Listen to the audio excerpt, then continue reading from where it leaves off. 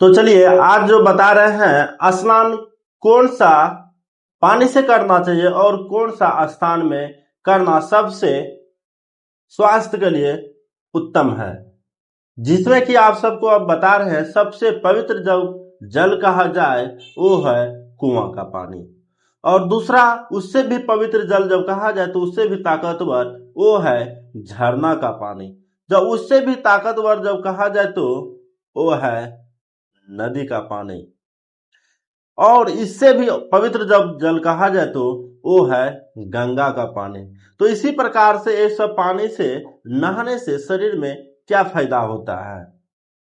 नदी में धारा आती है और जैसे कि धारा आती है और सूरज इधर सुबह सुबह उदय होता है पूरब की दिशा वो चले जाते हैं, तो उसी दिशा में स्नान करना सबसे महत्वपूर्ण है। लेकिन कहा जाता है कि समुद्र में स्नान करने से शरीर निरोगी रहता है। क्या समुद्र तो तीखा है, नमक है, तो उसमें फिर कैसे इस शरीर स्वस्थ रहता है। तो चलिए इस दिनचर्या में आप सबको बताते हैं, क्योंकि समुद्र से ही बिजली उत्पत्ति होता है और उसी के कारण से उस पावर समुद्र जल से मनुष्य निरोगी रहता है। इसीलिए समुद्र का पानी से जरूर स्नान एक बार करना चाहिए।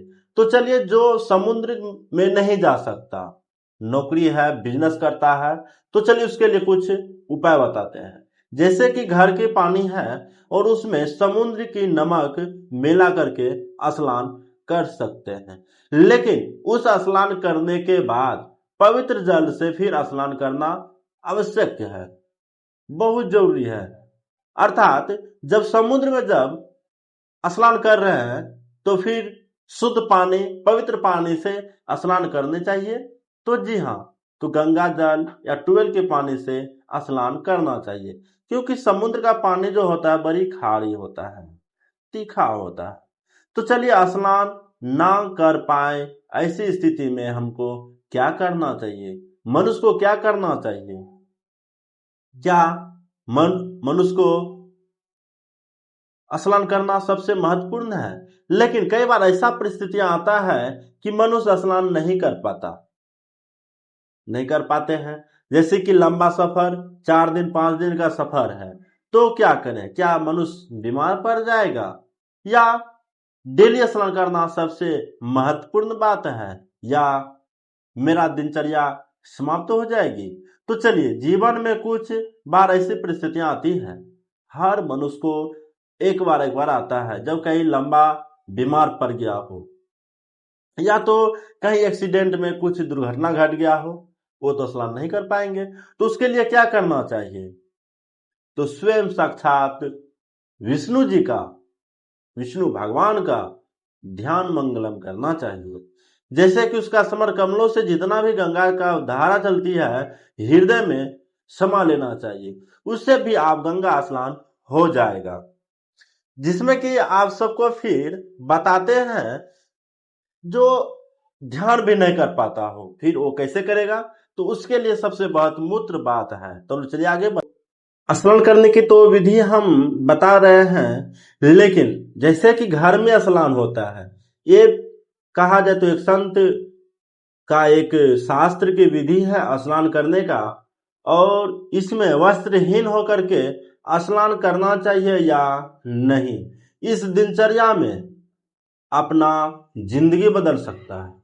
तो इसीलिए बताते हैं, तालाब हो या कुएं की पानी हो या झरने की पानी हो या नदियां के पानी हो या कोसी हो या बरसात की हो या तो घर की ट्यूबवेल या मोटर की पानी हो, तो कहीं पर भी अपना वस्त्रहीन होकर के स्नान नहीं करना चाहिए। और जिसमें कि कम से कम जो इंसान स्नान नहीं कर सकता, बीमार है, सफर कर रहा है, वो साक्षात हथेली पर अपना जल ले ले और संकल्प करें और भगवान विष्णु का ही पूजन करें। तो उससे क्या होगा, हथेली ठंडा होने से शरीर थोड़ा सा राहत मिलता है। तो जिसमें कि आप सबको हम बता रहे थे, फिर ध्यान करने की विधि भी स्पष्टि से जान गए। और एक बात ध्यान रखें, तो स्नान जैसे करने की जो विधि बताएं और अगले पार्ट में भी हम बताए थे स्नान करने का तुरंत बाद क्या करना चाहिए, तो इस वीडियो को भी आप सब देख सकते हैं। लेकिन एक और महत्वपूर्ण बात आप सबको संदेश देना चाहता हूं। जैसे कि कोई भी इंसान हो, भोजन करके तुरंत स्नान नहीं करना चाहिए, क्योंकि जब भोजन करते हैं तो शरीर में ब्लड भोजन पकाने के वास्ते वहां जाता है। अपना सरल भाषा में आप सबको बताते हैं जो कि पूरा तरह से समझ में आ जाए, इसीलिए देसी भाषा को हम उपयोग कर रहे हैं। लेकिन दूसरी बात, क्या तुरंत भोजन करने से स्नान करने से क्या हो सकता है?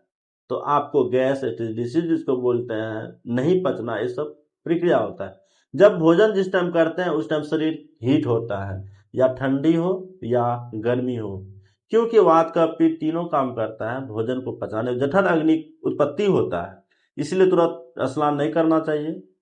तो स्नान करके तुरंत भोजन करना चाहिए तो नहीं, तुरंत नहीं करना चाहिए, कम से कम 45 मिनट या तो 30 मिनट का अंतराल रखना चाहिए। तो इसी प्रकार से स्नान करें और अपना स्वास्थ्य का ध्यान रखें। इसी दिनचर्या में चलते हैं, अगले पार्ट में फिर मिलते हैं।